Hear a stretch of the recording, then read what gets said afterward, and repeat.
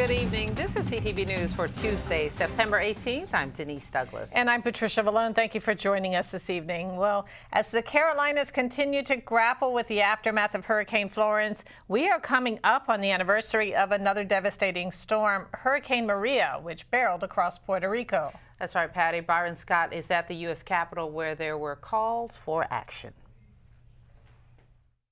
Thursday marks a year since Hurricane Maria slammed into Puerto Rico. Today, advocates, senators, and survivors gathered to call for action.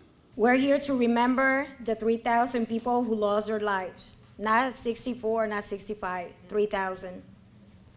We're here to demand justice for the thousands of Boricuas who settled in our communities since the hurricane. A year after the storms, tens of thousands of Puerto Ricans remain displaced, without homes, jobs, or access to health care.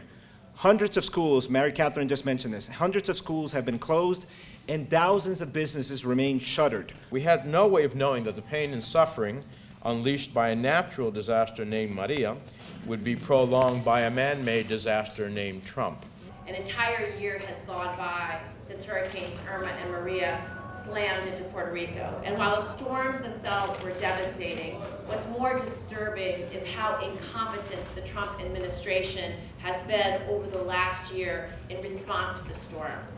Even after a year, people throughout Puerto Rico are still vulnerable to major electricity outages because nothing has been done to make their power grid more resilient. One of the first things I did when I got to Pennsylvania, I registered to vote. Because we, the voters, need to make our voices heard for the Boricuas that settled in Pennsylvania and the ones that stayed in the island.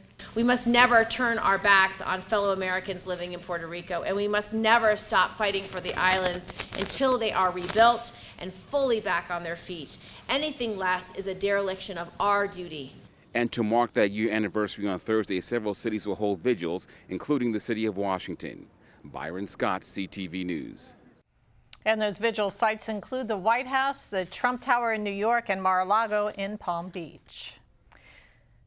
Well, the death toll from Hurricane Florence continues to increase. At least 32 people have lost their lives in storm-related incidents, 25 in North Carolina, 6 in South Carolina, and 1 in Virginia. 500,000 homes and businesses are without power, mostly in North Carolina. That state has also been hit hard by rainfall, with nearly 36 inches in some parts.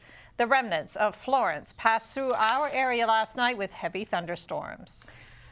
Detectives are trying to solve the mystery of a man found dead in a stairwell. They were called to the 7,000 block of Hanover Parkway just after 2 o'clock this morning. Officers found the victim, 26-year-old Lamont Woods, suffering from multiple gunshot wounds.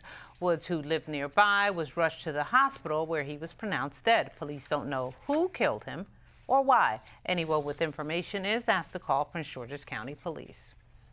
Residents of a Lanham apartment complex are searching for shelter after a massive 3-alarm blaze swept through their entire building and damaged nearby structures. The incident happened about 3:30 yesterday afternoon in the 5300 block of 85th Avenue. By the time the incident was over, 3 alarms, 125 firefighters, and 4 apartment buildings with their roofs burned off. Fortunately, no injuries to civilians or firefighters occurred. Are there any displacements of families at this point? Unfortunately, numerous displacements. We'll have upwards of 100 or so residents that are going to be displaced. They're being assisted through the Office of Emergency Management, the Red Cross, and Apartment Complex Management with temporary shelter.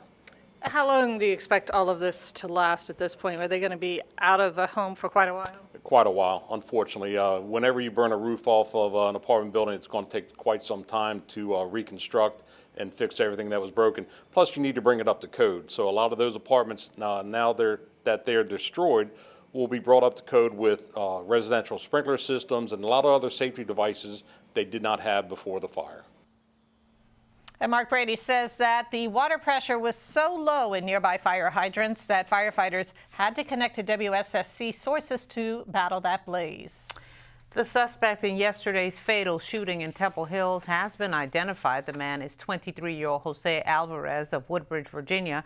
Early Monday morning, police received a call that someone was stealing items from a car in the 3300 block of Huntley Square. When Corporal Joseph Kelfine arrived and approached Alvarez, police say he ran across the street into the Henson Creek apartments, where they found him hiding in the laundry room. After being unaffected by taser attempts, Alvarez reportedly pulled out a gun. That's when authorities say he fired the weapon, causing an officer to fatally shoot him.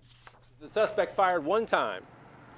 The officer who took action to prevent officers from being indexed likely prevented that weapon from being fired a second time and may have interrupted the loading of the weapon. This is a semi-automatic weapon.